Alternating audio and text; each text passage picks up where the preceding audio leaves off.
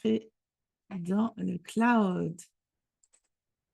On a du monde en ligne. Bonjour Olivier, on a Abdelmoula, Adeline, Anne, Asia, Audrey. Je vais vous demander de garder vos caméras éteintes. Bonjour Audrey, parce qu'on enregistre, que vous ne soyez pas sur les enregistrements. Bonjour Rosane, bonjour Béatrice, bonjour Bénédicte, Benjamin, Carole, Catherine, Céline. Écrivez-moi d'où vous venez dans le chat, que je puisse dire bonjour à tout le monde. C'est un plaisir de vous avoir ici en ligne et donc je réitère la bienvenue dans ce sommet de la science des émotions, la 3e édition. L'année dernière, on a fait une petite pause et on revient en force. Alors, on a du monde qui vient de Paris. J'ai vu le Maroc.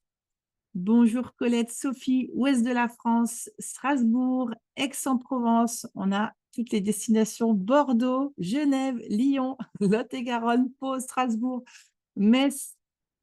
Waouh, super. Bienvenue à toutes et à tous. Je suis ravie de vous voir aussi nombreux pour ce premier jour. On a 1800 inscrits, vous imaginez. On a eu quasiment 1000 inscrits en une semaine. Besançon, Genève, Marseille. OK. Alors, on a beaucoup de monde. Alors, je vais vous donner juste un petit peu de cadre pour que l'on puisse, vous sachiez comment va se dérouler le sommet. Et puis après, on va démarrer tout de suite parce qu'on a des choses à vous dire. Et puis, j'inviterai Fabrice à me rejoindre au niveau du déroulé du sommet. Cette 3e édition, vous savez qu'il y a des échanges. Je vais faire 3 échanges par jour pendant 4 jours avec des experts dans leur domaine et forcément sur des thématiques qui vont toucher les émotions, puisque c'est le cœur du sommet. Donc, on se donnera rendez-vous en général à 9h, 11h et 13h avec 2 petits changements. Aujourd'hui, ce ne sera pas 13h, mais 13h30, on aura Cyril Tarquinio qui viendra nous voir pour parler du trauma complexe. Et puis, jeudi, ce sera 12h30 où Cyril Tarquinio viendra parler de la thématique du One Health. D'accord? C'était vraiment important pour moi qu'il soit là et on a calé notre agenda au sien. Voilà, donc on se voit 3 fois par jour pendant 4 jours. J'espère que vous avez pris congé. Moi, je suis prête pour le marathon. Les échanges vont durer entre 1h et 1h30 maximum. Donc, pour celles et ceux qui n'ont absolument rien de prévu, bah, vous pouvez rester connectés puisqu'on mettra des petites musiques entre les sessions. Sachez que tous les échanges sont enregistrés et seront mis sur notre campus. Donc, tout le sommet est entièrement enregistré pour vous, mis sur le campus. Si vous n'êtes pas encore sur le campus, écrivez dans le chat. Dounia va vous mettre le lien du campus pour vous enregistrer. D'accord? Et je salue Dounia qui est ma fidèle assistante et qui est toujours là pour nous aider à faire des projets qui sont grands comme le sommet.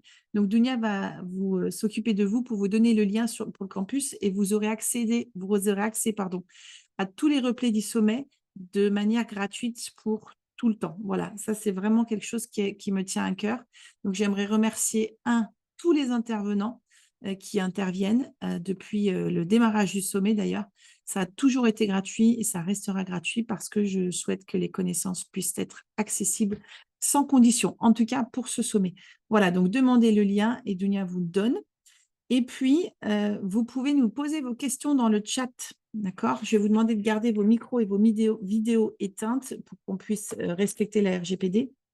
Par contre, si vous avez des questions, posez dans le chat. On essaiera de répondre à toutes les questions. Si vous voulez intervenir, rebondir, allez-y.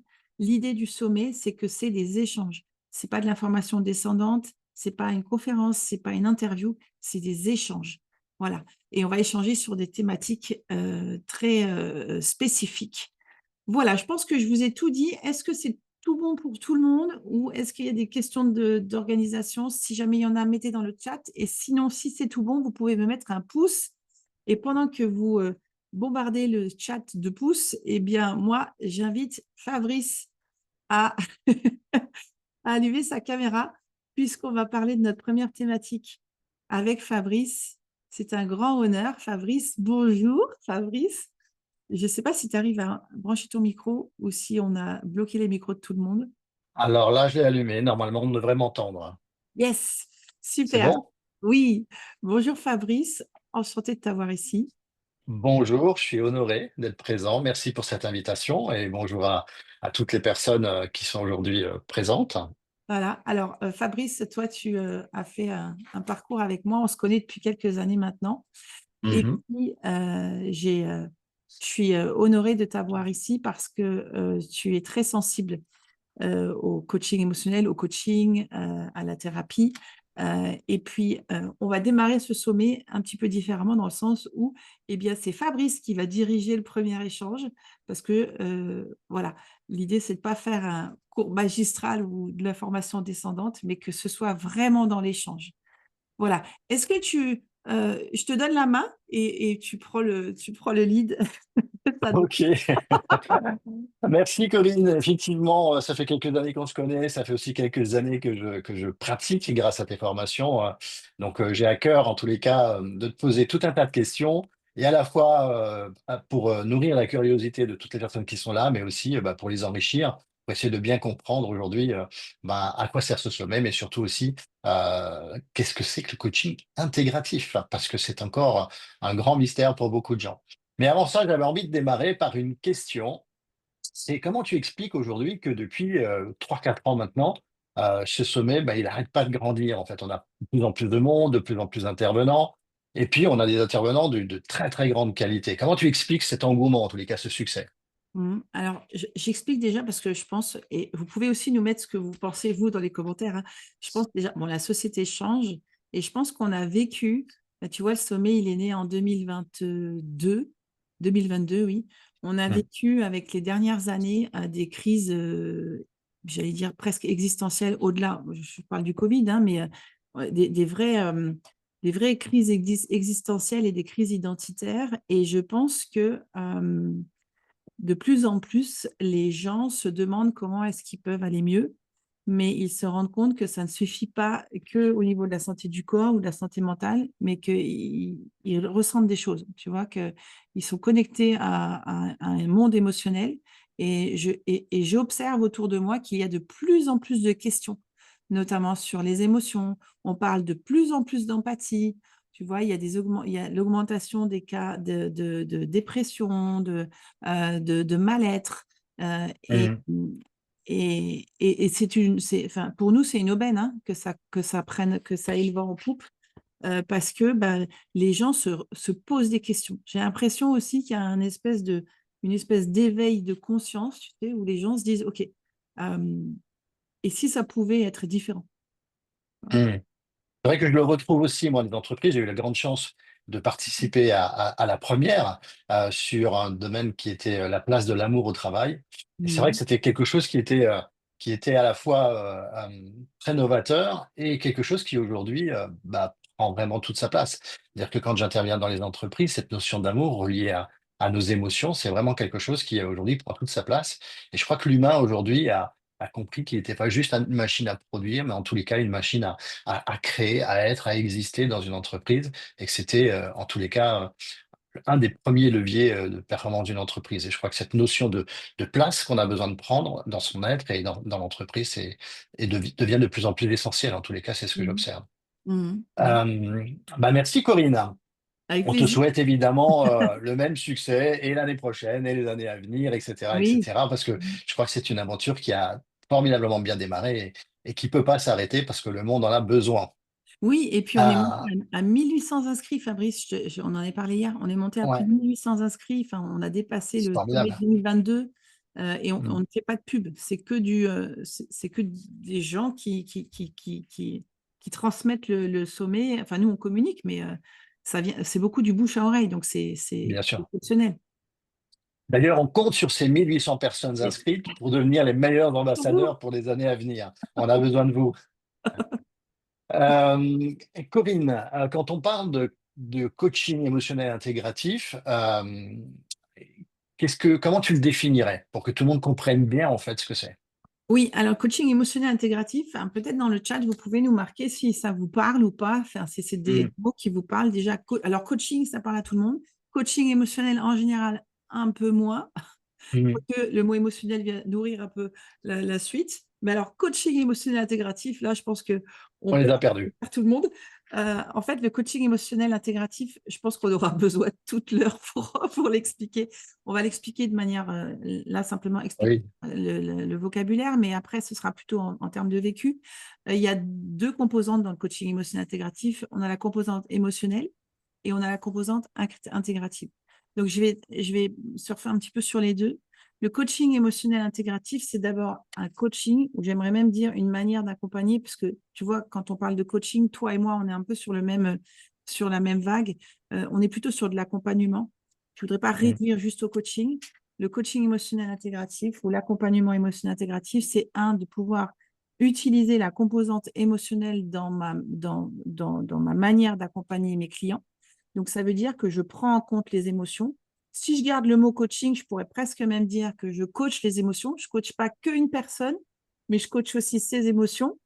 Et là, ça amènera des questions probablement aussi. Et pour pouvoir faire ça, ben, j'ai besoin de comprendre la science des émotions. J'ai besoin de comprendre le monde des émotions. J'ai besoin de comprendre aussi bien le côté cognitif. On parlera peut-être tout à l'heure de granularité émotionnelle, tu vois, de comprendre les émotions de manière cognitive, de comprendre les émotions au niveau de leur représentation dans le corps, somato-sensorielle, de les comprendre au niveau linguistique, au niveau des termes que les gens utilisent et aussi de les comprendre au niveau non verbal. Ça, c'est encore une catégorie qui est bien spécifique. Donc, ça, Mhm. c'est une composante émotionnelle importante qu'on intègre dans le coaching. Et il y a la composante intégrative qui est ne plus travailler simplement à travers des outils que j'ai reçus et me caler juste avec des outils, mais là, ça va venir parler aux accompagnants, aux coachs, c'est avoir la capacité de savoir exactement les méthodes que j'utilise, pourquoi elles marchent. Donc, quand je travaille de manière intégrative, c'est comme si je me positionnais en espèce de posture méta et je travaille avec ce qu'on appelle des facteurs de réussite. C'est des facteurs d'efficience, et puis ils sont au nombre de 5. Et donc, je ne vais plus accompagner juste avec, par exemple, une méthode que j'ai apprise, et je suis coincée dans cette méthode, mais je travaille avec des facteurs d'efficience. Et un facteur d'efficience, les facteurs mères, régissent l'efficience de toutes les méthodes. Donc, on est à un niveau au-dessus de manière d'accompagner. Donc, ça, c'est le coaching émotionnel intégratif. Ça veut dire que l'accompagnant, il amène une expertise émotionnelle extrêmement poussée dans l'accompagnement et en plus, il est capable d'accompagner au-delà de simplement des outils qu'il aurait appris. Donc, en gros, Mhm. et ça, c'est un truc que je dis souvent, il est capable de surfer sur la vague avec son client. Donc, quelle que soit la thématique que la personne va venir m'apporter, je surfe avec mon client parce que je sais ce qui marche, les processus qui sont derrière les méthodes, régulation, activation émotionnelle, des choses comme ça. Et donc, je ne suis pas bloquée. Mhm. C'est d'autant plus important que lorsqu'on intègre la notion émotionnelle dans le pratique d'accompagnement, de développement personnel ou de coaching, il y a cette révélation qui arrive au fur et à mesure que le coaching se déroule. Et donc, on a besoin d'adaptabilité, en tous les cas d'agilité émotionnelle pour accompagner la personne. Ouais, on a besoin d'adaptabilité émotionnelle et ça vous est peut-être arrivé. Vous pouvez aussi rebondir dans le chat pour ceux qui accompagnent. Ça vous est sûrement déjà arrivé. Ben, on est en train d'accompagner notre client et puis tout d'un coup, il y a un blocage. Voilà, on n'avance Mm. plus. On sent qu'il y a un truc qui bloque, mais on ne sait pas ce que c'est. On n'arrive pas à mettre le doigt dessus. On a juste cette espèce d'intuition et on ne sait pas où aller. Et ce qui est intéressant, c'est que là, dans le coaching émotionnel, d'où le mot émotionnel, euh, si on va faire appel à une des compétences qui est d'arriver à lire les émotions sur le visage, toi tu le sais, tu le fais, tu l'as fait, tu sais le faire aussi, lire ce qui est en train de se passer au niveau non verbal émotionnel sur le visage de mon interlocuteur, eh bien je vois le blocage, je vois l'objection, puisque Mm. et c'est là où on fait un lien. Attention, il va y avoir des liens dans tous les sens, mais c'est comme ça quand on travaille de manière intégrative. C'est ça. Je vois le blocage puisque quand une personne vient me voir, elle vient me voir parce qu'elle a une thématique qu'elle veut travailler. Que ce soit en thérapie ou en coaching, à partir du moment où je viens travailler un sujet et que ça m'implique émotionnellement parlant, eh bien, je vais montrer des messages au niveau émotionnel, au niveau non verbal. Et donc, si j'ai des objections, bah, je vais le montrer. Là, vous voyez, j'ai ma mimique qui remonte souvent. Ah, et ben, je vais montrer ces objections à travers mon visage. Et ces objections-là, bah, c'est à travers les émotions. Et en voyant ça, eh bien, moi, je suis capable de rebondir et de dire, par exemple, j'ai l'impression que tu es déçu ou j'ai l'impression qu'il y a quelque chose qui bloque. Tu vois. Mm. Et là, je fais appel à une composante, une compétence que j'ai apprise, qui est la compétence de pouvoir lire les émotions. Donc, un coach émotionnel intégratif est capable de lire aussi les émotions sur le visage de son coaché et donc, à travers Mm. ça, de débloquer même des situations sur lesquelles il serait bloqué s'il ne maîtrisait pas cette compétence. Mm. Et au-delà des coachs, hein, je sais qu'aujourd'hui, j'accompagne aussi des thérapeutes qui aujourd'hui ont besoin dans leur pratique de comprendre en fait cette notion qui est aujourd'hui exprimée par le visage pour pouvoir rebondir et pas juste suivre un schéma qu'on a appris, quoi. Donc très Oui, très très important effectivement. ouais, c'est très important et ça, c'est une des caractéristiques, c'est ce qu'on voit beaucoup dans les accompagnements, mais alors que ce soit coaching, thérapie, nous, si vous êtes d'accord, et Fabrice, si tu es d'accord, on pourrait dire accompagnement. Comme ça, Oui, j'adore. tu vois, comme ça, on ne scinde pas, puisqu'en plus, ce qui est intéressant, c'est que le coaching émotionnel intégratif vient nourrir autant la thérapie que le coaching.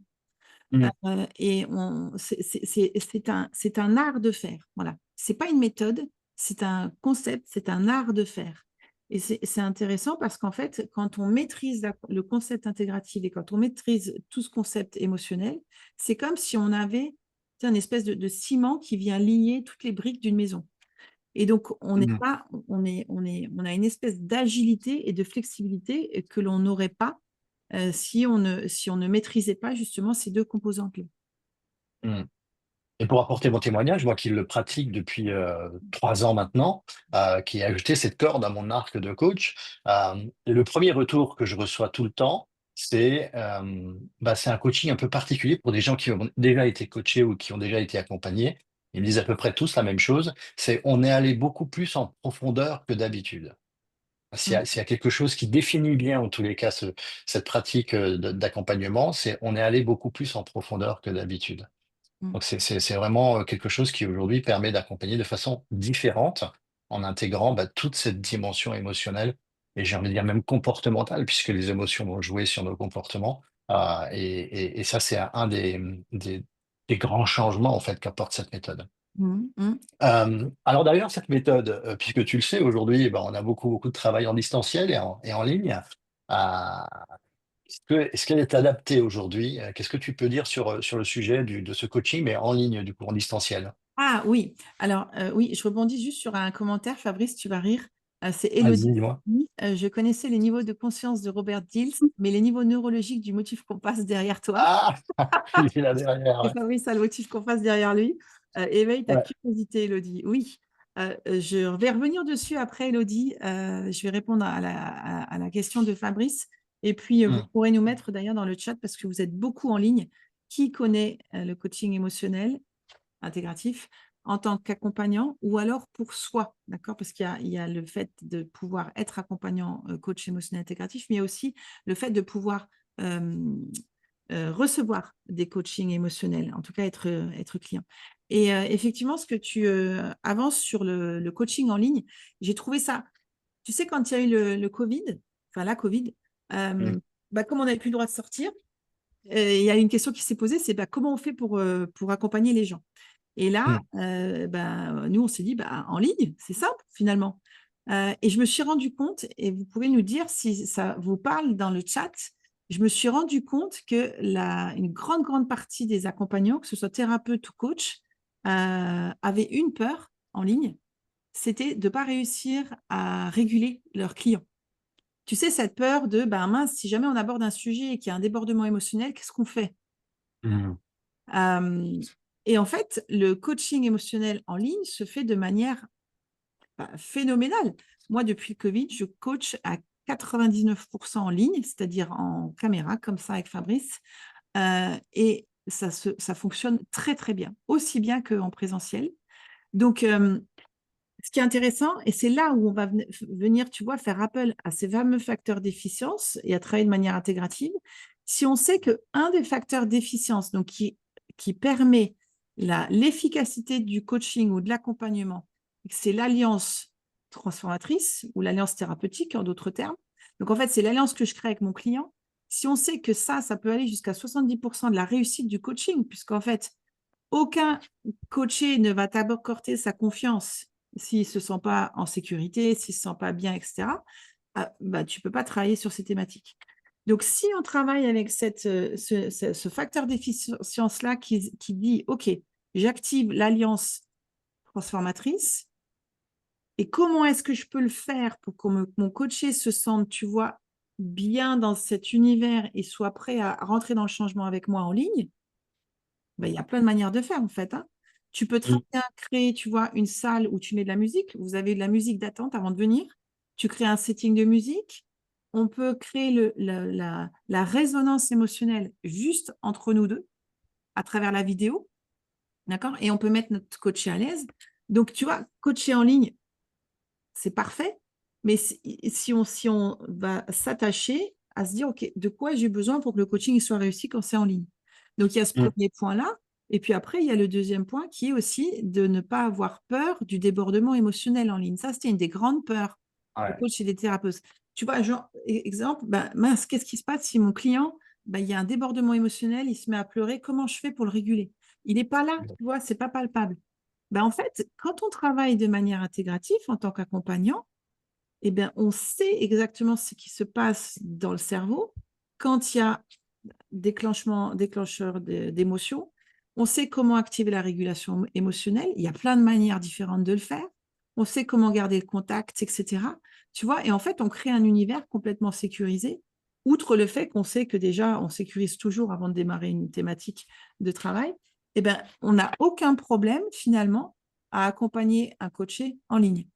Donc, Mm. et puis les gens, de moins en moins, enfin, c'est quand même un atout de pouvoir se faire coacher en ligne. Tu ne te déplaces pas, tu ne perds pas de temps. Et en plus, on peut coacher dans le monde entier.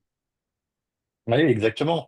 Et je crois que le sujet très important, c'est la crainte qu'on pouvait avoir. En tous les cas, moi, j'avais ça un peu en appréhension lorsque j'ai commencé à faire du coaching en ligne il y a 3-4 ans, ouais, en période de Covid. C'est la crainte de ne pas pouvoir accompagner en fait un débordement émotionnel, une crise de larmes, une crise d'angoisse. Et c'est vrai que quand on est derrière les écrans, on se dit toujours, tiens, s'il se passe ça, comment je gère? Alors, sans dévoiler les outils, il y a plein d'outils formidables dans la méthode qui permet aujourd'hui de se sécuriser par rapport à ça. Et c'est pas du tout une difficulté que d'accompagner en ligne quand on a ces outils et cette méthode, quoi. Oui, puis en plus, tu vois, c'est même pas obligé qu'il y ait des débordements émotionnels. Tu vois, quand on parle de Non, coaching bien sûr. émotionnel, souvent les gens se disent, ah, coaching émotionnel, on va pleurer. En fait, on va pas forcément pleurer. On va juste coacher les émotions. Et c'est là Ouais, où, tu vois, on en parlait aussi d'ouvrir la thématique. Coacher des émotions, c'est pas que coacher des émotions désagréables. On peut ah, coacher des émotions agréables aussi. Combien bien de sûr. fois je rencontre des gens qui viennent me voir et qui sont en dysfonction, qui ressentent des émotions agréables, mais pour le coup complètement dysfonctionnelles. Ils sont absolument pas dans leur centre, hein, ils sont pas centrés, ils sont pas posés. L'euphorie, c'est la Hmm. dysfonction de la joie. Coach émotionnel, c'est ça. Enfin, c'est la base pour lui. Donc, on sait ce qui se passe au niveau de de la carte intérieure de notre client. Et je rebondis, Fabrice, parce que je ne sais pas si tu vois dans le chat, il y a des gens qui écrivent dans le chat. Donc, ça commence à C'est commencer. bien, c'est interactif. Ce qui, tu vois, on parle de coaching intégratif. Souvent, les gens pensent qu'ils travaillent de manière intégrative, alors que pas. Travailler de manière intégrative, ça veut dire, alors que pas, parce que ils pensent qu'ils ont plusieurs méthodes, et parce qu'ils ont plusieurs méthodes, ils se disent, OK, c'est bon, je travaille de manière intégrative. C'est pas ça, en Hmm. fait. Travailler de manière intégrative, ça veut dire, parce que ils ont leur méthode, mais ils restent dans leur méthode. C'est soit je fais ça et je fais ça en entier dans mon protocole jusqu'au bout, soit je fais autre chose. Et si je trouve pas ce qui se cale sur mon protocole, du coup, je suis bloquée.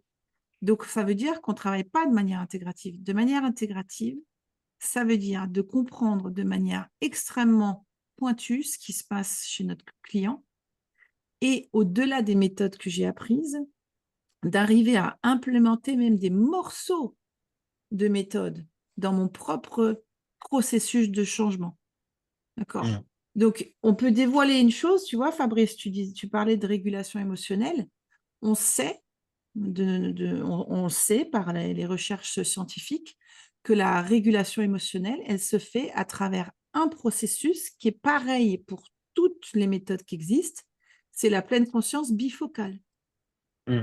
Donc, quand on sait ça, et ça, c'est quelque chose qui est important, parce que quand on sait ça, pleine conscience bifocale, ça veut dire quoi?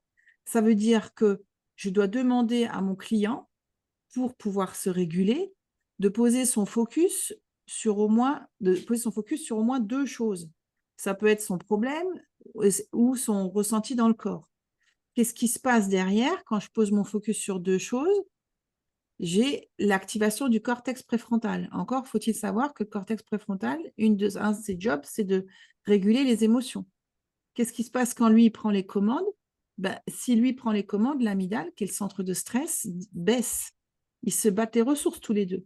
Donc, si je n'ai pas ces connaissances-là, et ça, c'est du travail intégratif, ça veut dire que si je sais ce qui fonctionne et pourquoi ça fonctionne et ce qui se passe dans le cerveau, eh bien, je suis capable d'adapter à des moments de mon coaching ce qui est juste pour le coacher. Donc, si on reprend la pleine conscience bifocale pour réguler, eh bien, nous, on utilise souvent le fait de compter en marche arrière. Quand on compte en marche arrière, on fait travailler quoi? Le cortex préfrontal. Et donc, comme lui, quand il s'active, il fait baisser l'amygdale, on fait une régulation émotionnelle. Ça, c'est du travail intégratif. Donc, Mm. on est au-delà de juste se dire, OK, j'ai plusieurs méthodes dans mon portefeuille et je me débrouille avec ça. Exactement. C'est toute la puissance et la magie de cet outil. Tu voulais rebondir sur la question d'Élodie concernant le tableau qui était Oui, derrière. alors je vais faire un petit aparté. Je suis en train de lire ce que tu as. C'est les niveaux neurologiques du motif compass, en fait. C'est ça. Fabrice a. Alors, on travaille dans le coaching émotionnel, on travaille avec un modèle émotionnel qui s'appelle le motif compass. C'est une espèce de. Le motif compass, de manière très simple, on va appeler ça une espèce de boussole émotionnelle qui permet de comprendre les comportements émotionnels de manière extrêmement rapide. Alors, la boussole émotionnelle, elle est sur un niveau. Vous avez derrière moi ici, vous ne le voyez pas en entier, mais on l'a sur un niveau. Et ce qui est intéressant, c'est qu'en fait, ce modèle se cale sur plusieurs niveaux. Et ce que vous avez derrière Fabrice, c'est les niveaux neurologiques. Donc, en fait, on a les niveaux qui sont le niveau corps, qui est le niveau tout en bas. Après, on a Ouais, je vais peut-être remonte, hein. me déplacer. Voilà, Je on me a le déplace niveau un peu. Ouais. d'appartenance, le niveau identitaire, le niveau valeur, croyance et le niveau émotionnel. Ce qui est intéressant, c'est que quand on travaille un coaching émotionnel, quand un client vient vous voir avec une thématique particulière, suivant ce qu'il va vous dire, on est capable d'identifier sur quel niveau neurologique se situe sa thématique, c'est-à-dire également à quel niveau d'ancrage neurologique le problème est-il ancré. Parce que si il vous parle, par exemple, je donne souvent cet exemple parce qu'il parle bien. Il y avait une cliente qui était venue me voir il y a quelques années en me disant, Corinne, j'aimerais bien gagner plus d'argent, mais je ne peux pas plus que 1500 euros. Je n'arrive pas à gagner plus que 1500 euros. Donc, à la base, on pourrait se dire, bah, c'est une croyance, tu vois, de se dire, bah, je ne peux pas gagner plus. Sauf que quand on commence à questionner et qu'on entend qu'au final, bah, ses parents ne gagnaient pas plus, eh bien, on n'est plus à un niveau simplement de croyance. Là, on arrive sur un niveau d'appartenance. Donc, en fait, les niveaux neurologiques qu'on voit derrière nous permettent de comprendre à quel niveau la thématique est ancrée et donc, du coup, quel type d'intervention on doit faire. Ça, c'est du coaching intégratif. Donc, on arrive à connecter à travers juste une thématique du client, sur quel niveau se situe le problème et qu'est-ce que je dois faire, moi, en tant que coach émotionnel, pour régler le problème et pas en 15 séances. On n'en a pas parlé, ça, Fabrice. On en parle, Non. on a encore le temps. Pas en 15 séances. On va beaucoup plus vite que ça puisqu'on sait exactement où poser son intervention. Ouais, c'est ça, et c'est ce que j'explique tout le temps. Dans l'accompagnement, j'explique toujours que mon objectif, c'est de traiter la situation, en tous les cas, dans le rendez-vous qu'on est en train de prendre. Mm, Alors, mm, ça marche très souvent. Des fois, il faut faire un deuxième rendez-vous pour caler un autre sujet qui a émergé durant le travail, mais et c'est ça l'idée en fait, hein. Tu as raison de le préciser. J'ai une question que j'ai vue qui est intéressante de Constance, qui est intégrative, veut-il dire holistique? Oui, alors, comment dire? Parce qu'on est coach intégratif, on peut travailler de manière holistique. C'est ça que j'ai envie de te Hmm. dire, Constance. Tu vois, parce qu'on maîtrise justement la. En fait, un coach intégratif, c'est un art de faire. Je vais dire ça comme ça. C'est l'art de coacher. C'est la manière dont tu le fais. Et je pense aussi profondément, et parce que tu es capable de le faire, et tu peux travailler de manière holistique. Et ça, c'est vraiment ma vision pour le coaching, mais même la thérapie. Vous voyez que je ramène souvent les deux l'un à côté de l'autre, parce que l'idée du coaching émotionnel, en tout cas, il a été créé et conçu pour poser un pont entre les méthodes et pas pour poser un mur. Trop Hmm. souvent, on voit encore, tu vois, on essaie de créer des frontières très définies, et moi, je ne peux pas faire ça, etc., etc. Et si on travaille de manière plus holistique?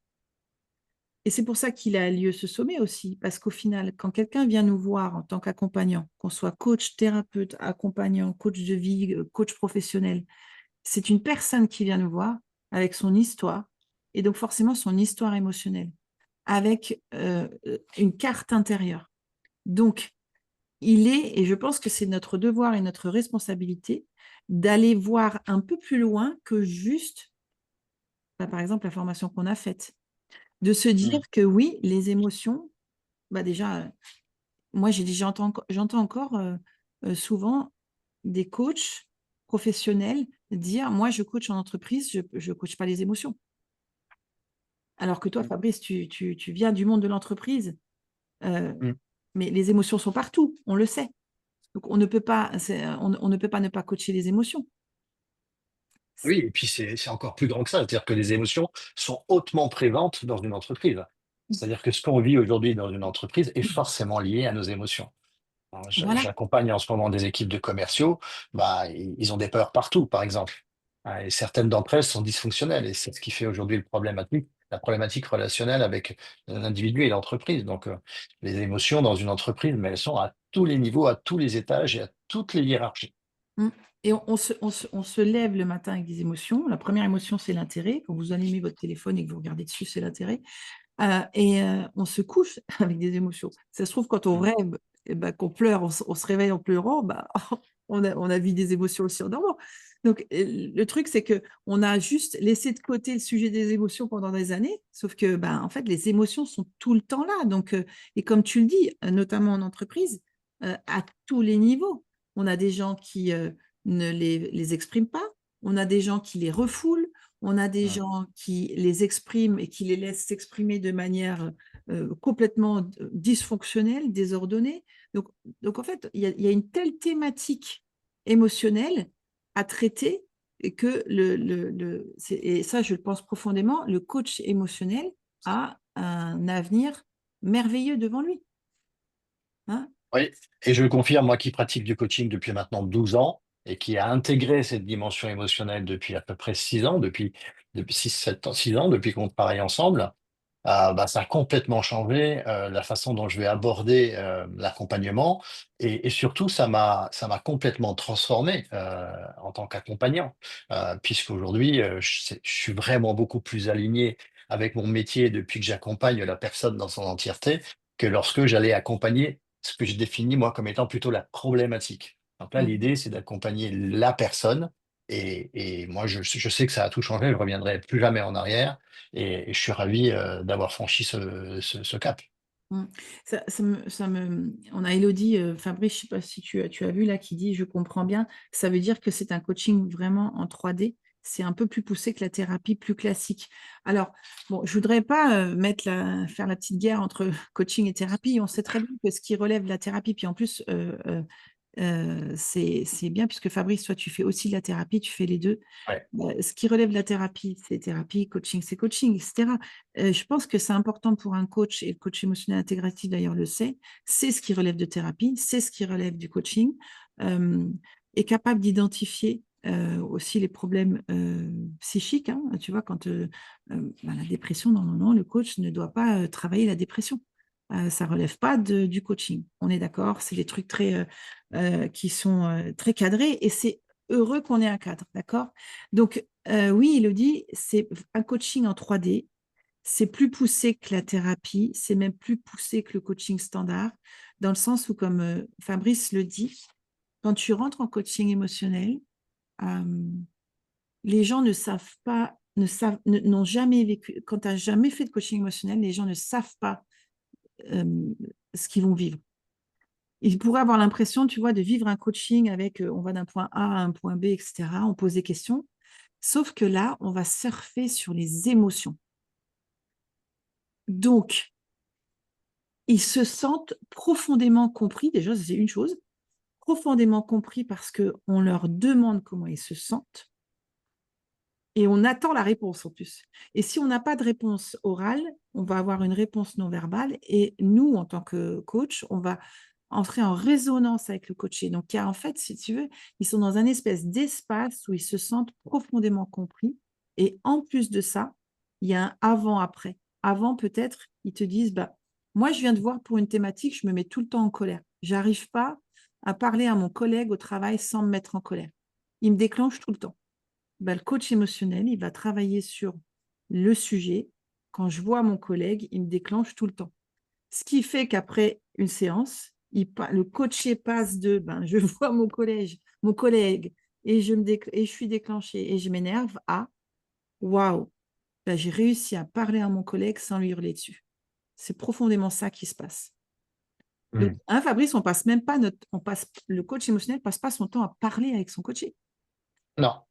Non, non, et puis c'est très intéressant de rappeler ce sujet émotionnel. L'exemple de la colère en est un. Ce qui est très intéressant, c'est de se dire, OK, ben, quand on vient avec la problématique, on porte un focus très différent parce qu'on accueille la personne avec une notion de bonne raison. C'est-à-dire qu'il y a dans notre capacité quelque chose en plus qui est d'intégrer la bonne raison qui fait que la colère se déclenche dans cette relation-là.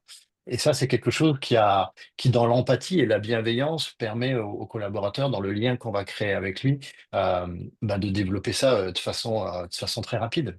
Parce qu'il y a toujours derrière tout comportement, il y a une bonne raison. Oui. J'ai envie de répondre, enfin, en tous les cas, peut-être que tu peux répondre toi, puisque c'est une question qui concerne la pratique. C'est est-ce qu'on peut faire du coaching aujourd'hui émotionnel en équipe? Oui, alors tu peux faire du coaching émotionnel en équipe, tu vas pas, Hmm. et d'où l'importance de connaître, de savoir travailler de manière intégrative, donc en gros d'être calé sur ces facteurs d'efficience. Tu vas pas faire la même chose en équipe qu'en individuel, ça c'est clair. Par contre, si tu connais les processus qui sont cachés derrière les méthodes, ce qui fonctionne pas, eh ben, tu peux adapter ça à un groupe. On peut Bien très sûr. bien faire de la régulation émotionnelle avec un groupe si on sait ce qui fonctionne derrière la régulation émotionnelle. Donc oui, on peut faire du coaching émotionnel de groupe, bien sûr. On peut transmettre à notre client, à notre coaché, une autonomie émotionnelle, parce qu'au final, le coach émotionnel intégratif, son job, c'est pas que de coacher, mais c'est aussi de faire de la psychoéducation. Ce qui manque dans beaucoup d'accompagnements, c'est la psychoéducation. J'appelle quoi la psychoéducation? C'est expliquer aux gens comment fonctionnent les émotions, ce que sont les émotions. On parlait de triade émotionnelle, comment eux fonctionnent. Tu parlais tout à l'heure, Fabrice, de la bonne intention. Pour celles et Hmm. ceux qui ont fait de la PNL, beaucoup font de la PNL, c'est peut-être presque une formation de base hein, que les gens vont faire. On parle de bonne intention. Sauf que entre parler de bonne intention et vivre profondément la bonne intention, c'est pas la même chose, tu vois.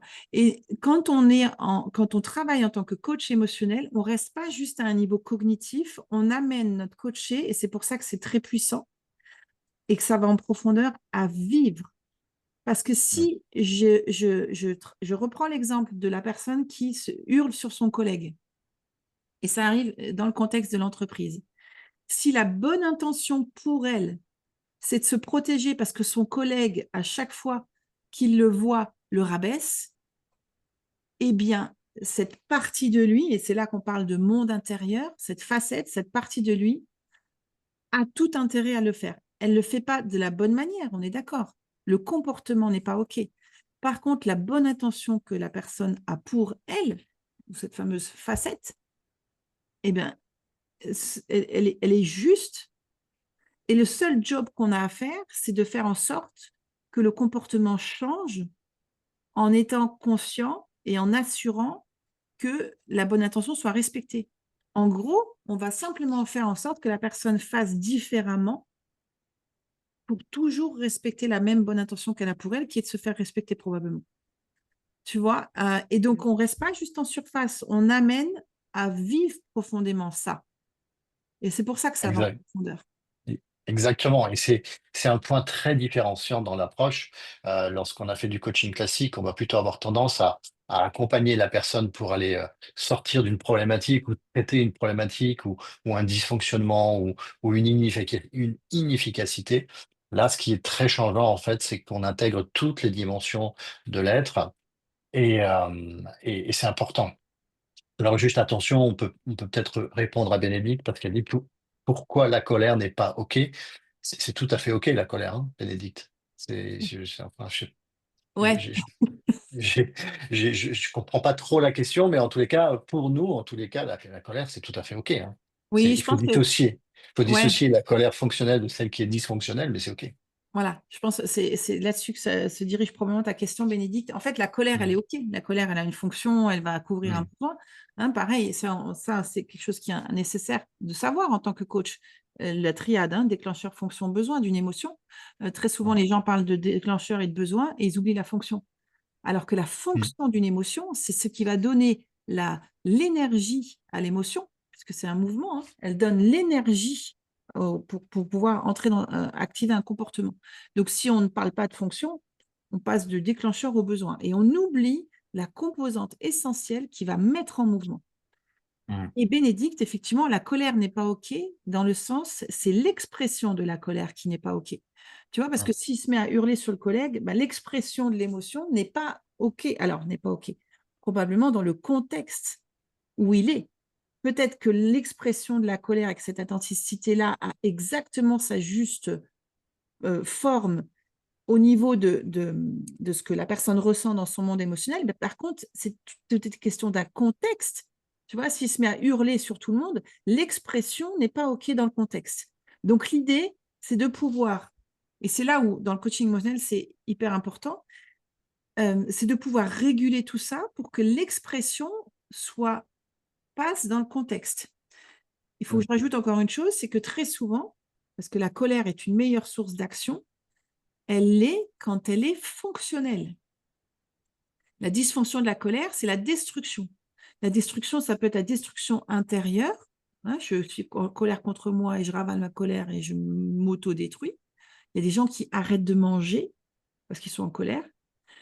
Ou alors, ça peut être la destruction de l'autre en travers de la communication. D'accord? Et c'est à mm, partir du moment où la colère est dysfonctionnelle qu'elle va amener un problème. D'accord? C'est pas quand elle est fonctionnelle. Quand elle est fonctionnelle, c'est elle remplit sa fonction. Vous voyez l'importance, du coup, de connaître la fonction des émotions. Parce que si je ne connais pas ça, eh ben, du coup, je n'arrive pas à savoir si mon émotion est fonctionnelle ou pas. Et quand on a quelqu'un qui est en contact régulier avec des émotions dysfonctionnelles, et on pourrait très bien prendre la colère, imaginons, et là on est obligé de revenir en arrière, donc ça fait un petit lien avec le mot-clé thérapie. On dit souvent en coaching, on n'est pas en thérapie. Sauf que quand tu as quelqu'un qui vient te voir, puisqu'on ne retourne pas en arrière, quand tu as quelqu'un qui vient te voir et qui te dit, et on surfe sur la colère, parce que c'est un très bon exemple, il vient te dire, moi je ne comprends pas, je n'arrive pas à gérer ma colère, je me mets tout le temps en colère, j'aimerais que ce soit beaucoup plus juste, beaucoup plus... je veux bien être en colère, mais je ne veux pas être hurler sur tout le monde, etc. Euh, si cette personne-là, quand on commence à questionner, on se rend compte que au final, elle a sa fenêtre de tolérance, elle sort tout le temps de sa fenêtre de tolérance, puisqu'elle est tout le temps déclenchée, à un moment donné, si on ne régule pas, l'amygdale est toujours en action. Bam, bam, bam, bam, bam, bam, bam.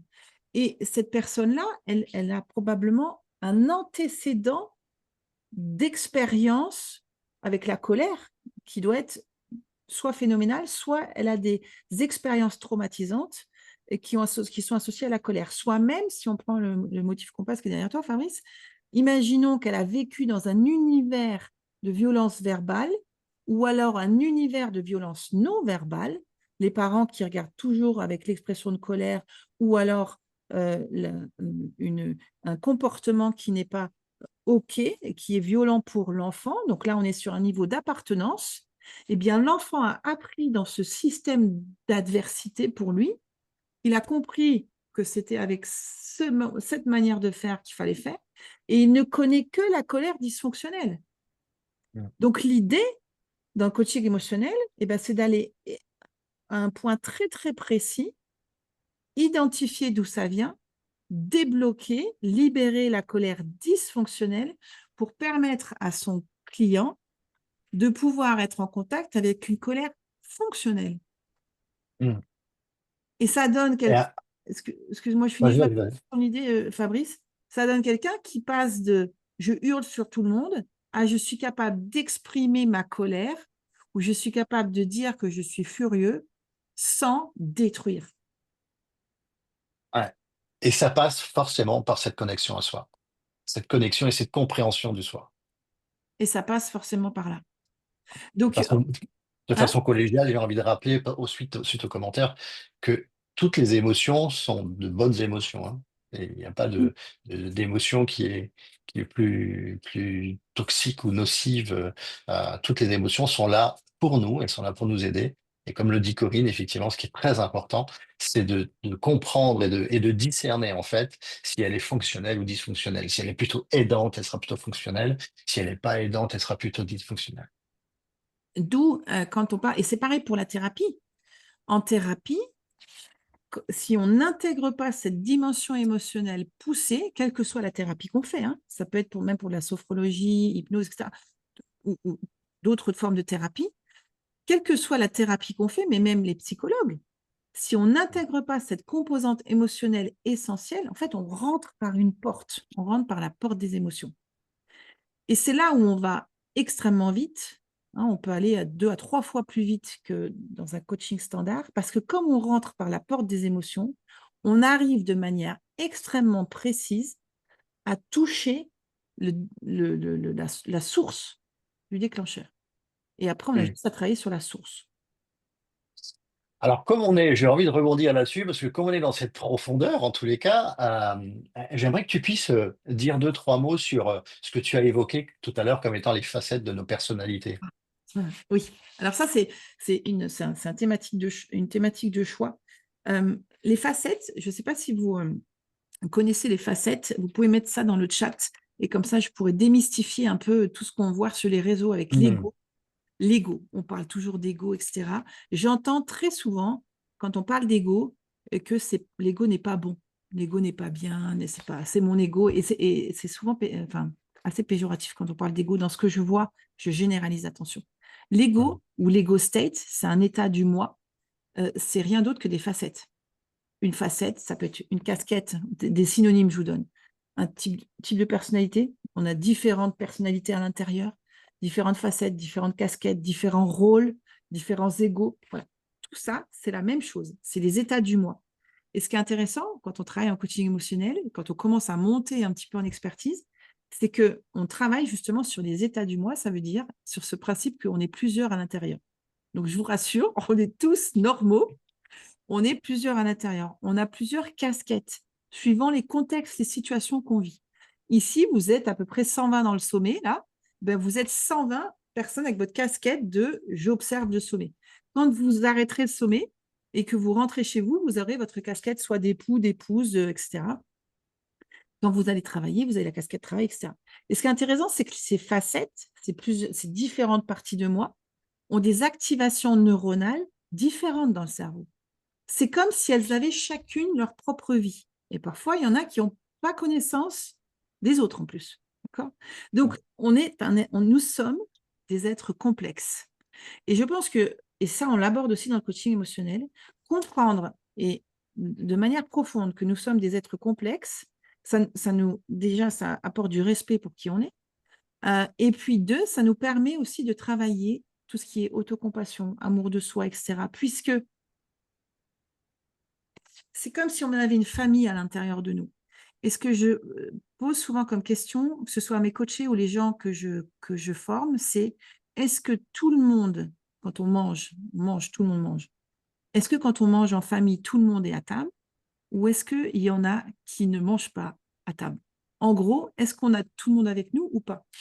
Et de comprendre ce concept de facettes et de monde intérieur, ça nous permet de comprendre aussi quand on a des conflits intérieurs. Tu sais, tu as une partie de toi qui veut faire du sport et l'autre qui veut rester devant la télé.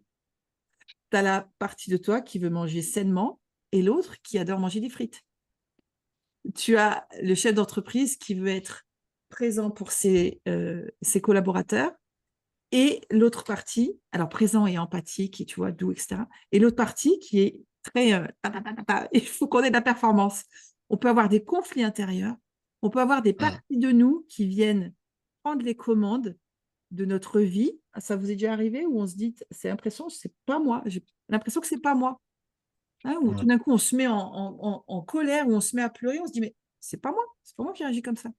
Et on a le concept de l'enfant intérieur aussi, qui fait, est aussi une facette. Voilà. Et enfin, si je pouvais vous apporter une chose aujourd'hui sur le sujet, c'est de vous dire, et si mon monde intérieur, si j'ouvrais la porte à mon monde intérieur et que je reconnaissais sa richesse, qu'est-ce que ça donnerait? Parce Mm. qu'à partir de ce moment-là, quand on commence à ouvrir sur ce monde-là, on ne peut pas ne pas développer l'amour de soi et l'empathie, tu vois, l'empathie pour soi et la Mm. compassion, l'autocompassion, etc. On a Marguerite qui rigole, on n'est pas tout seul dans nos têtes. Mais c'est validé, Marguerite. On est vraiment pas Ouais. tout seul. Puis d'une façon générale, ce qui est très intéressant, c'est pas forcément en fait, puisque je réponds à une question qui est donc c'est être authentique et c'est faire vivre ces différentes casquettes librement. Alors, il n'y a pas forcément la notion de faire vivre librement, mais en tous les cas, il y a la notion d'être en accord avec ces facettes-là. C'est-à-dire comment je leur donne le pouvoir de s'exprimer. Parce que Oui. des fois, il y a des facettes qui s'expriment quand Corinne disait bah, ça, c'est pas moi, ou alors mais c'est pas ce que je voulais dire, etc. etc. L'idée, c'est vraiment de prendre le contrôle, c'est-à-dire d'accueillir ces facettes-là et bah, de leur donner la possibilité de s'exprimer, mais dans quelque chose qui est respectueux et à la fois pour moi et pour l'autre. Et oui, parce que C'est le leader, c'est quand même nous, quoi. Hein, tu vois, c'est enfin, ça. t'imagines, on laisse s'exprimer toutes les facettes librement. Je suis pas sûre que ce soit ce qu'il faut faire. Alors, je vois quand on dit les laisser s'exprimer, c'est les laisser se montrer déjà au niveau Mhm. intérieur, prendre conscience de ça. Mhm. Bon, librement, je suis pas sûre, parce qu'il y a aussi ce concept de gérer ses émotions, maîtriser ses émotions. Ben, on ne peut pas, vous imaginez, on ferait, on se laisse, on ferait sans maîtriser, mais ce serait un chaos total. Tout le monde crie, Mhm. tout le monde pleure dans tous les sens, etc. Au niveau des contextes, on n'est pas, c'est pas possible. Il est important de savoir réprimer ses émotions, les montrer, les accueillir. Enfin, il y a toute cette flexibilité émotionnelle qui est importante de travailler. Ça, on travaille avec le coach émotionnel. D'accord? Donc, oui, être authentique, c'est faire vivre ces différentes casquettes, ces différentes facettes, en être conscient déjà, leur donner la place qu'elles ont besoin.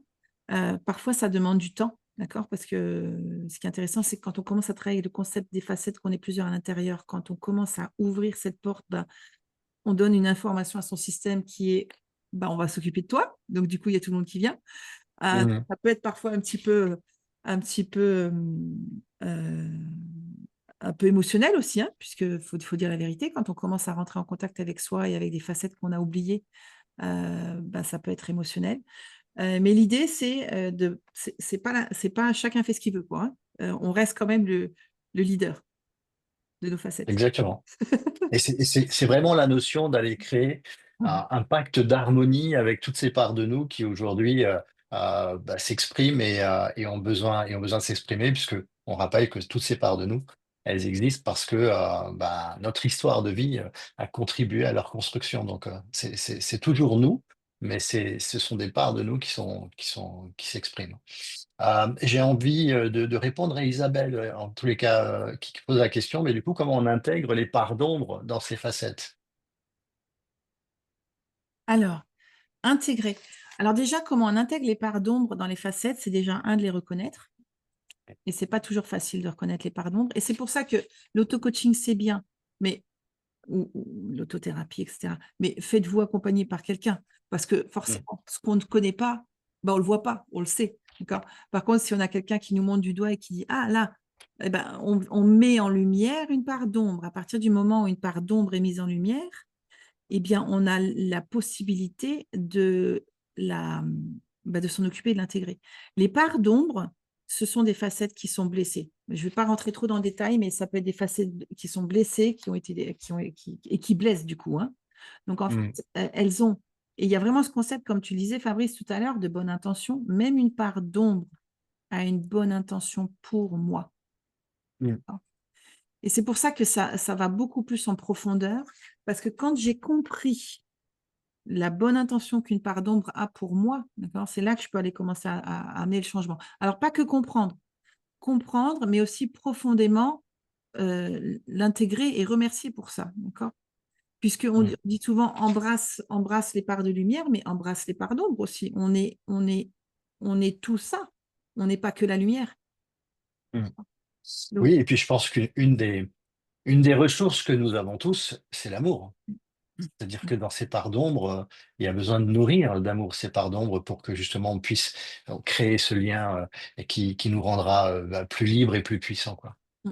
Les parts d'ombre, on les intègre, on les travaille très très souvent avec nos coachés. On travaille aussi à partir de protocoles, hein, que l'on fait pour ça. Et on met la part d'ombre en lumière et Mm. euh, on va faire en sorte que le coaché soit en contact avec cette part d'ombre. Alors, ce qui est intéressant, c'est quand on est en contact avec notre part d'ombre, au début, on n'aime pas trop, hein. C'est pas les facettes qu'on a envie de voir. Donc, et ça, on le voit sur le non-verbal. On voit énormément de signaux de dégoût, de mépris, de colère, des choses comme ça. Donc, on régule, on recrée le lien avec la part d'ombre qui est soi-même, en fait, hein. On recrée le Mm. lien avec soi et à partir de là, le changement est possible. Mais pour faire tout Exact. ça, tu vois, Isabelle, on a besoin de savoir, de comprendre le monde émotionnel. On a besoin de comprendre le motif compass là, que tu as derrière toi, Fabrice. On a besoin de comprendre les niveaux, hein, de savoir ok, comment l'enfant intègre, comment l'enfant apprend, comment se fait le conditionnement. Moi, tout ça, c'est des choses, tout ce qui est ce côté neurosciences, on a besoin de savoir ce qui se passe dans la tête de notre coach. Sinon, on peut pas travailler avec lui, c'est pas possible. Exactement, d'où l'intérêt d'apprendre tous ces outils, de pouvoir utiliser la bifocalité, etc., etc. Euh, on a une question qui est, pourriez-vous nous donner un exemple Oui. sur une personne qui a intégré sa part d'ombre et qui l'a transformée? Alors, attends, il faut, parce que j'ai tellement de process dans la tête. Qu'est-ce que je pourrais te donner Bah, moi, je peux parler de T'en mon as. expérience, si tu veux, Allez, vas-y. puisque j'ai eu la chance de travailler avec Corinne sur un sujet qui était le mien, qui est cette part de moi qui avait du mal à trouver sa place lorsque j'étais face à une réaction violente ou difficile ou agressive d'un parent à un enfant. Ce sont des histoires vécues personnelles. Et donc j'avais amené cette part d'ombre qui était en surréaction permanente dans ces relations difficiles.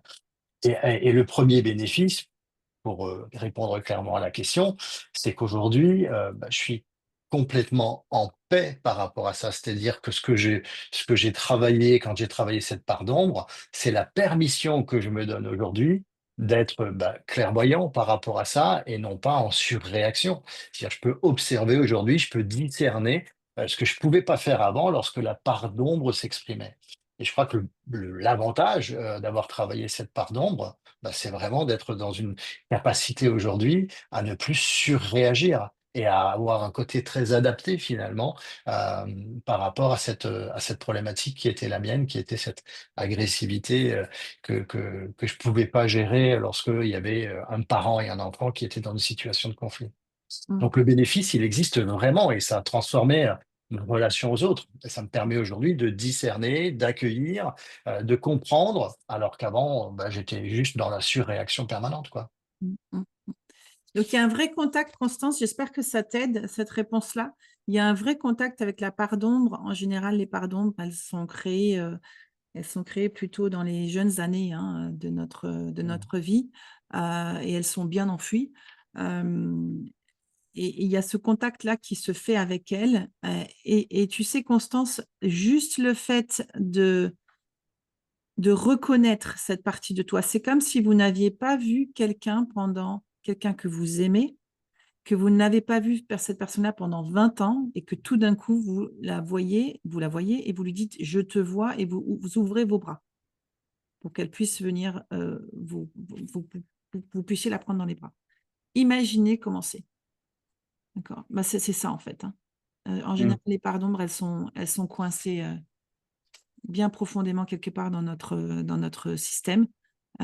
Et quand on les accepte, bah, c'est comme si on, on- on reconnecte avec quelqu'un avec qui on a déconnecté depuis longtemps. Oui. Et Alors, puis, par expérience, j'ai envie de dire que aller à la rencontre de ces parts d'ombre, bah, c'est forcément grandir, hein. Quand on parle de développement personnel, bah, le plus beau développement personnel qu'on puisse trouver, c'est d'avoir une espèce de paix, de relation d'amour avec ces parts d'ombre qui se sont construites pour de bonnes raisons, encore une fois, et qui ont raison d'être là, quoi. je voudrais rebondir sur une question, Fabrice. Je ne sais pas si tu l'as, Vas-y. celle d'Élodie, qui nous dit, Alors, d'un point de vue pro, enfin, je suis remontée un peu. ah, Euh, Penses-tu qu'il faille d'abord apprendre les outils de coaching de façon classique pour ensuite amener le lien et le savoir-faire intégratif? Ou est-il possible de se former à l'ensemble de façon globale? Alors, moi, je vais te donner, Élodie, ce que je pense profondément. J'ai vu les deux.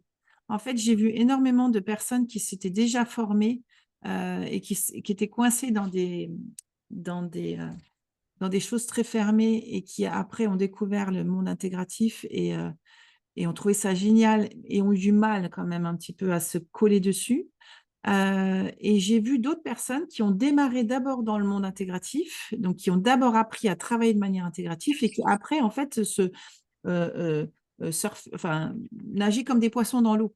Moi, si je devais choisir, et c'est pas parce que j'enseigne le coaching intégratif, hein, mais si je devais choisir, j'apprendrais d'abord à travailler de manière intégrative parce que je travaille une métacompétence. Et ensuite, je vais chercher ce que j'ai envie de choisir comme outil. C'est ça que je ferai. mm. Après, je vous après déjeuner. D'accord? Je déjeune après. Je vais vous demander d'éteindre vos micros, s'il vous plaît. C'est ça que je ferai, Elodie. Je travaillerai d'abord de manière intégrative parce que c'est comme si tu travaillais je ne vais pas dire un état d'esprit, mais presque, tu vois. C'est une manière de faire. Ce qui fait que ça t'ouvre un esprit critique, et pas critique dans le sens critiquer négativement, hein, mais ça t'ouvre un esprit de critique sur ce que tu vas apprendre après et ça va rendre tous tes autres apprentissages encore plus riches. C'est ça que je vois. Et c'est ça que j'ai eu comme retour. Quand j'apprends de manière intégrative, après, je suis capable de faire des liens sur tout et partout. Mm. Et la question, elle est, quand on prend une formation, ben, pourquoi on se forme? Qu'est-ce qu'on va chercher dans une formation? Tu voulais Mm. répondre, Fabrice? Oui, parce que moi, j'ai vécu cette expérience, c'est-à-dire que j'ai d'abord été formé au coaching classique, parce que mon idée, c'était d'accompagner les entreprises. Et à l'époque, donc je fais référence à il y a 15 ans, et à l'époque, il y avait différents courants de coaching, comme ça existe encore aujourd'hui.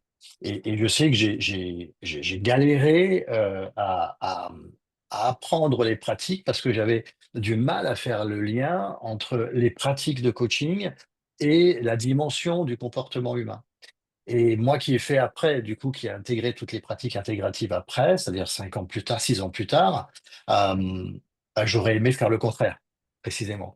Parce que bah, ça aurait été plus facile pour moi d'apprendre des outils de coaching qui vont m'aider à travailler des problématiques ou des situationnels ou des systémies dans les entreprises si j'avais fait d'abord le coaching intégratif. Donc moi, je partage tout à fait l'idée, et là, je parle d'expérience. Si je pouvais refaire le monde, bah, je partirais d'abord sur de la formation intégrative, qui n'existait pas tellement, hein, il y a 12 ans. En tous les cas, c'était vraiment, on commençait à avoir de l'émergence. Donc, je ne regrette pas puisque ça n'existait pas. Mais évidemment, oui, tout de suite, je rejoins Corinne à 1000%. Personnellement, je ferai d'abord du coaching intégratif et après, je me spécialiserai dans des courants de coaching euh, spécifiques parce que j'ai envie de continuer à nourrir mon expertise. J'ai vu une question qui me semblait, je crois qu'on n'y a pas répondu, sur l'émotion écran. Je suis remontée un peu, Fabrice Constance qui dit, on dit souvent que la colère cache une peur, telle une émotion écran. Qu'en pensez-vous? Vous allez donc jusqu'à la source pour la prise de conscience et la transformation durable. Oui, alors on dit souvent que la colère cache une peur. Bon, la colère, elle peut cacher plein de trucs. Elle peut cacher la peur, elle peut cacher la tristesse. Alors ça, c'est émotion écran, oui. La colère, elle est souvent utilisée, en tout cas des émotions d'attaque, dont la colère fait partie, elle a une énergie d'attaque, elle est souvent utilisée pour cacher, pour venir en sauvetage d'une émotion faible. Une émotion catégorisée faible, ça peut être la peur, la tristesse ou autre. Donc, ce qui est intéressant, quand je suis face à la colère, effectivement, oui, Constance, je suis capable de trouver derrière la colère de quelle émotion il s'agit. Voilà, parce que, on parlait de granularité émotionnelle tout à l'heure. Comme on a une expertise sur le non-verbal émotionnel, si tu as quelqu'un qui est en colère et qu'il y a l'émotion derrière qui est cachée, tu verras l'émotion derrière. Donc, je suis capable d'aller en résonance en disant, tiens, c'est intéressant, tu me dis que tu es en colère, mais moi, ce que je vois, c'est la tristesse. Et boum, je suis tout de suite sur le cœur du sujet. Je ne sais pas si ça t'aide, Constance. Et là, j'ai juste à aller et à débloquer. J'ai juste à débloquer, réguler. Non seulement je régule l'émotion principale, qui est la tristesse, qui est l'émotion en dessous, et l'émotion de tristesse, la colère, elle vient juste en sauvetage de la tristesse, puisque la tristesse, on ne s'en occupe pas du tout. D'accord? Donc, non Mm. seulement je régule l'émotion de dessous, mais en plus celle de dessus. Je ne sais pas si ça t'aide, Constance. Oui, en tous les cas, là où il y a un lien qui est intéressant, c'est de comprendre le besoin, parce que quand la peur, elle arrive, il y a un besoin de se protéger. Et la façon assez rapide que notre cerveau va utiliser, c'est d'aller utiliser la colère pour aller chercher cette protection. Ça a même du sens si on intègre la partie hormonale, de pouvoir brûler un certain nombre d'hormones. La colère, elle a aussi cette fonction qui est de nous permettre de passer de la peur à l'action. Donc, il y a effectivement des liens dans les cycles émotionnels. Je ne sais pas si ça répond précisément à ta question, mais oui, en tous les cas, il y a des liens et c'est aussi intéressant justement d'avoir cette connaissance scientifique qui nous permet aujourd'hui de pas éviter ça. C'est important. Isabelle dit quand je suis en colère avec le sourire. Alors, en colère avec le sourire, ça devrait donner ça.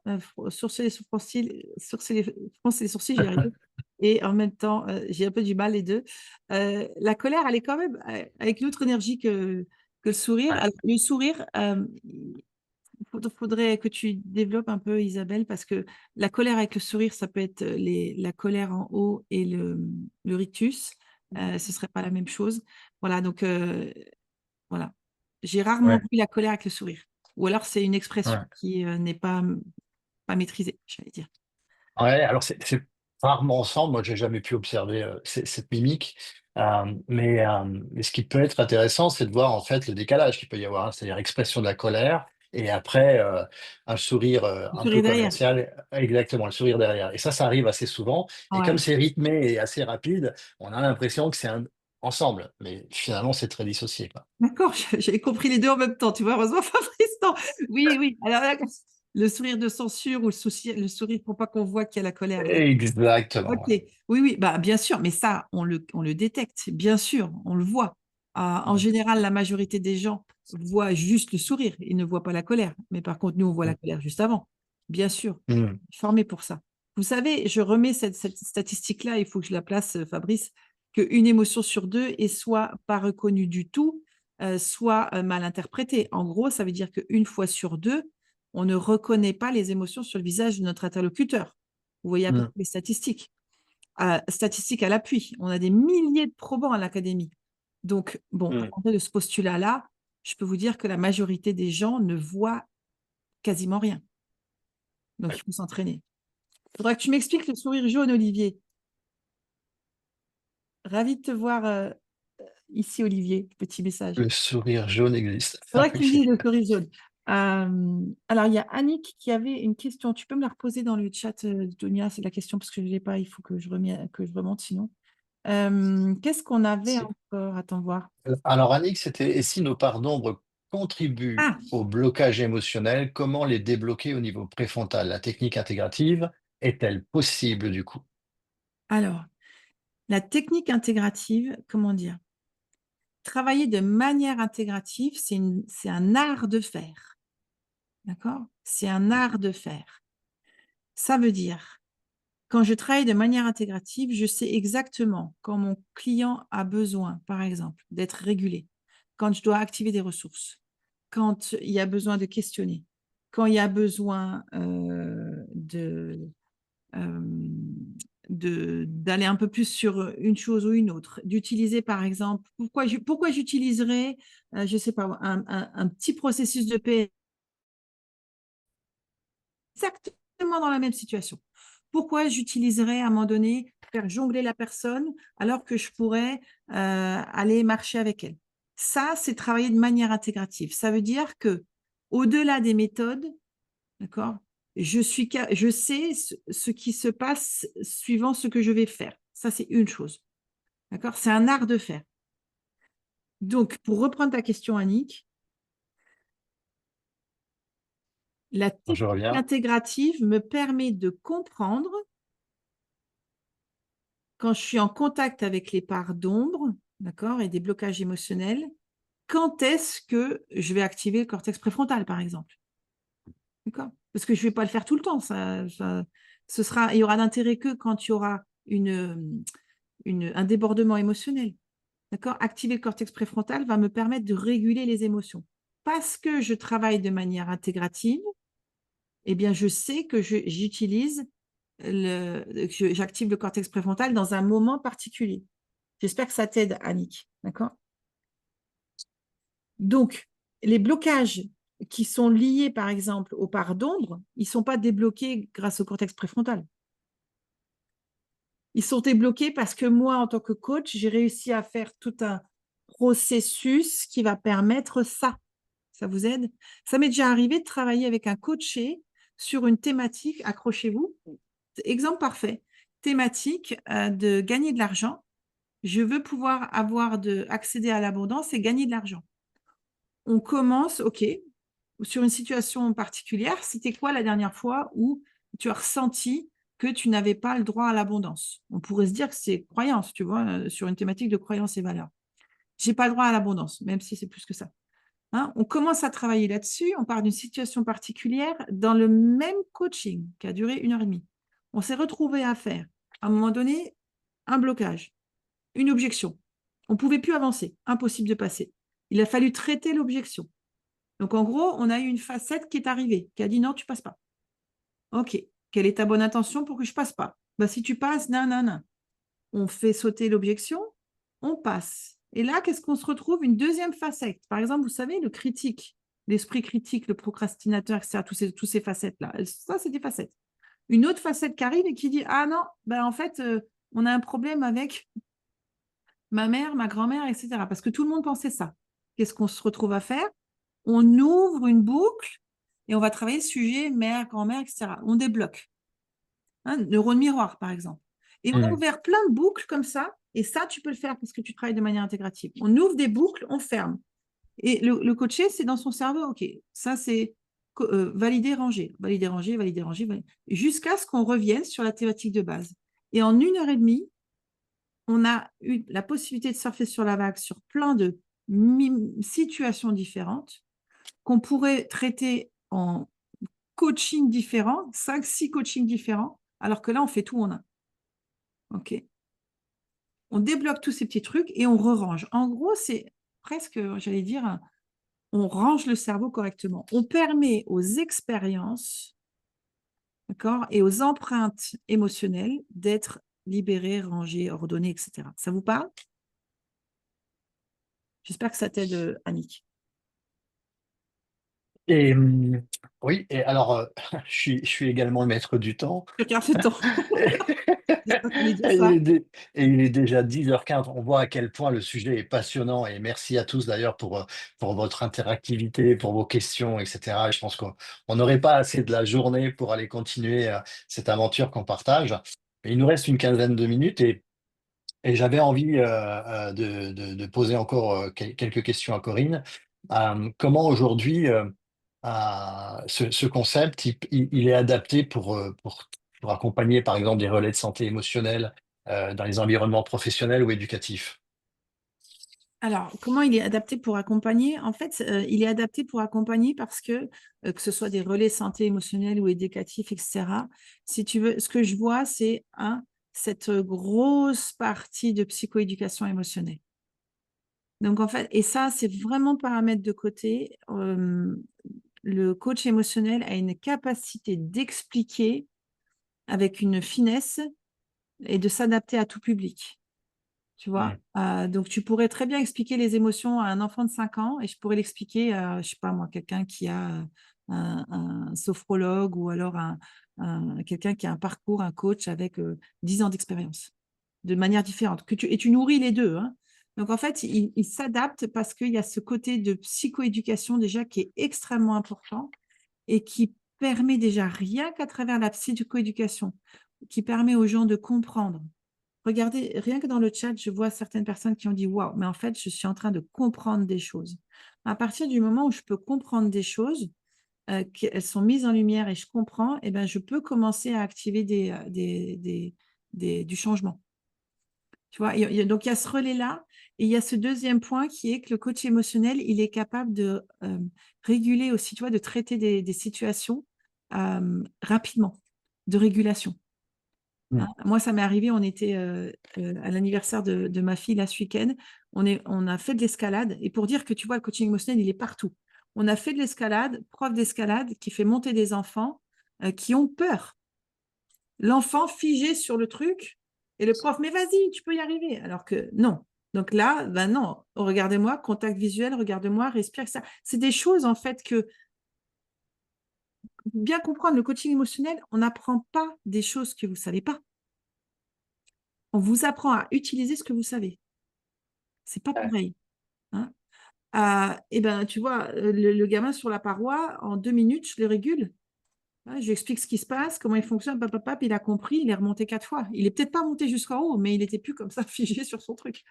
Alors que le prof de sport, aucune, voilà, après, aucune connaissance sur le sujet. Mm. Et c'est pour ça que le coaching émotionnel a le vent en poupe dans le sport. Hein, puisque quand on parle de coaching émotionnel, forcément, on parle de blocage émotionnel. On en a tous des Mm. blocages émotionnels. Donc après, la question, Mm. elle est, qu'est-ce qu'on en fait? Est-ce qu'on les traîne avec nous ou est-ce qu'on s'en occupe? C'est comme on parle de l'hygiène dentaire, on se lave les dents pour avoir les dents propres. Ben, en fait, on devrait nettoyer notre corps des empreintes émotionnelles régulièrement. Mm. Exactement. Merci à Olivier d'avoir apporté un éclairage sur le sourire jaune. Donc Olivier nous dit que c'est une colère masquée par un rire systématique. Oh, Donc, alors, ok, je suis obligée de rebondir là-dessus, Fabrice. Le sourire jaune, désolé. Là, le sourire jaune, alors si c'est la traduction, c'est des termes généraux hein, qu'on entend et mm. les mythes dont la vie dure. Le sourire jaune, si tu l'expliques comme ça, Olivier, en tout cas, là, comme tu l'as posé là, la colère masquée par un rire systématique. Le rire systématique, quand on rit comme ça, c'est un rire de stress. Et c'est un rire de régulation. Donc, en fait, les gens utilisent ce rire pour s'auto-réguler, pour se réguler.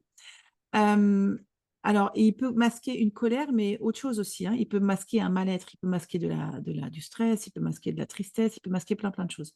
D'accord? Mm. Voilà, je rebondis juste là-dessus parce qu'il y a plusieurs types de rires, mais ce n'est pas le sujet de ce matin. Non, ouais, parce que sinon on va très largement déborder. J'avais encore une question qui permet aujourd'hui de clarifier. On sent beaucoup qu'il y a une espèce d'incompréhension entre le coaching émotionnel intégratif, le développement personnel et la thérapie.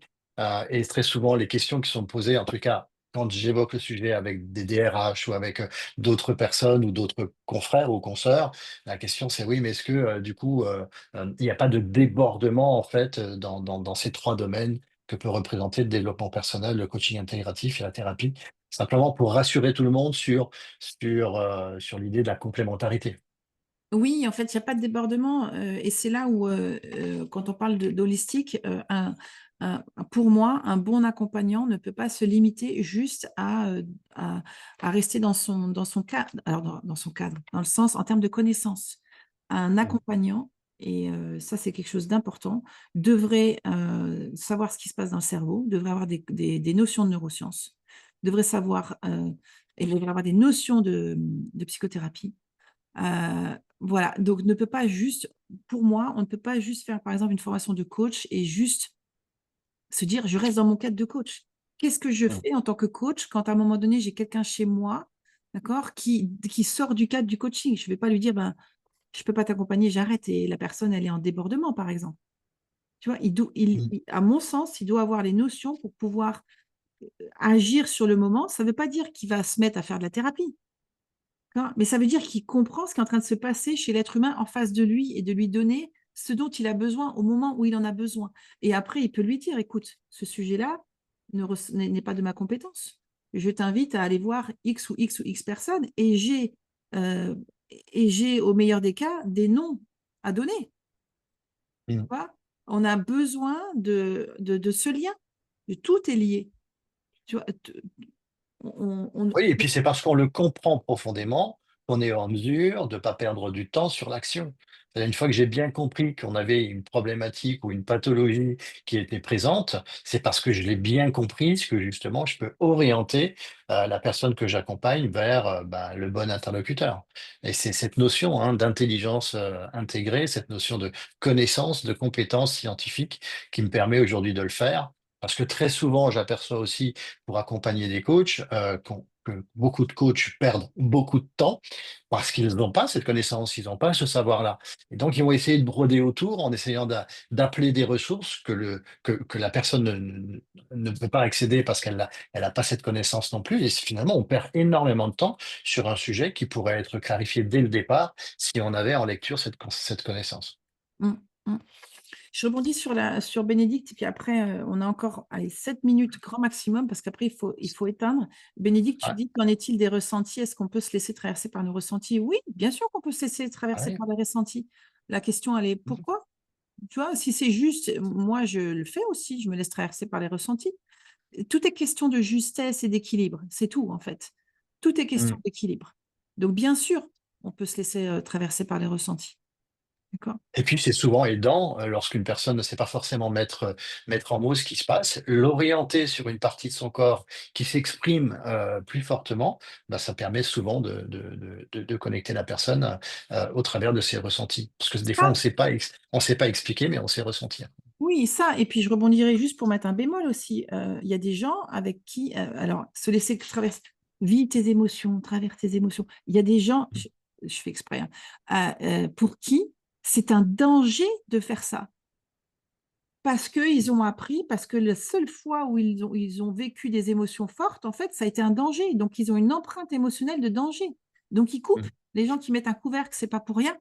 Vous comprenez? Donc, c'est pour ça que c'est important d'avoir cette profondeur et de compréhension, parce qu'il y a des gens pour qui, non, ressentir, ça n'est absolument pas ce qui doit se faire. Parce que s'ils ressentent, ça devient tellement violent pour eux qu'ils ouvrent un livre qui ne doit pas être ouvert. Vous voyez ce que je veux dire? Donc, avant de faire Mm. ça, il faut faire d'autres choses. C'est pour ça que le coaching émotionnel intégratif, c'est pas, ça ne scinde pas la thérapie ou le coaching. Je forme les deux. Ça vient lier ce dont l'accompagnant a besoin pour travailler de manière limpide. Je reprends ton mot, Constance, tu vois. Mm. Et ça, c'est important. Alors, pour les dernières questions, la première, alors merci, hein, alors il y a encore plein de questions qui arrivent, évidemment. Euh, mais du coup, la question, c'est bah, si on est intéressé, si on a envie, Corinne, de s'enrichir en fait de ces pratiques-là, qu'est-ce qu'on fait? On envoie un message à Dounia, qu'est-ce qu'on fait? C'est quoi les portes d'entrée? Alors, ce qu'on va faire, c'est on va donner des ressources à disposition. Vous savez qu'on met le replay sur le campus. Si vous n'êtes pas sur le campus, Dunia, tu peux peut-être remettre le lien, s'il te plaît, encore. Si vous n'êtes pas sur le campus, allez sur le campus, puisqu'on posera tous les replays des conférences sur le campus. Et dans chaque replay, on a les actualités et on a les ressources. En ressources, et d'ailleurs c'est sur le campus, on a un petit livret sur la flexibilité émotionnelle, les 8 compétences de flexibilité émotionnelle que vous pouvez vous procurer et le lire. Vous entrez déjà dans le monde de l'intelligence émotionnelle avec cette spécialisation-là. On a aussi un micro-training, c'est un micro-training, c'est un entraînement au coaching émotionnel qui nous fait rentrer un petit peu dans le monde simplement pour voir jusqu'où on va. Alors, c'est un entraînement qui a duré 12 à 15 heures, je crois. C'est une mini formation, hein, qui dure 12 à 15 heures. Vous pouvez vous la procurer. Elle est aussi accessible sur le campus. On vous mettra ça sur le campus. Et puis, on forme bien sûr au coaching émotionnel intégratif et on a notre prochaine session qui démarre en avril, qui est du 14 au 18 avril. C'est un parcours d'un an, mais qui est scindé en deux parties. La première partie, elle démarre donc du 14 au 18 avril et là, vous êtes capable tout de suite de coacher. Et ensuite, vous rentrez 6 mois après dans le deuxième niveau du même parcours. Et là, on travaille avec les fameuses facettes de la personnalité. Donc, vous êtes avec moi pendant un an complet puisque on travaille la profondeur. Voilà. Mais vous pouvez revenir vers Dounia pour ça.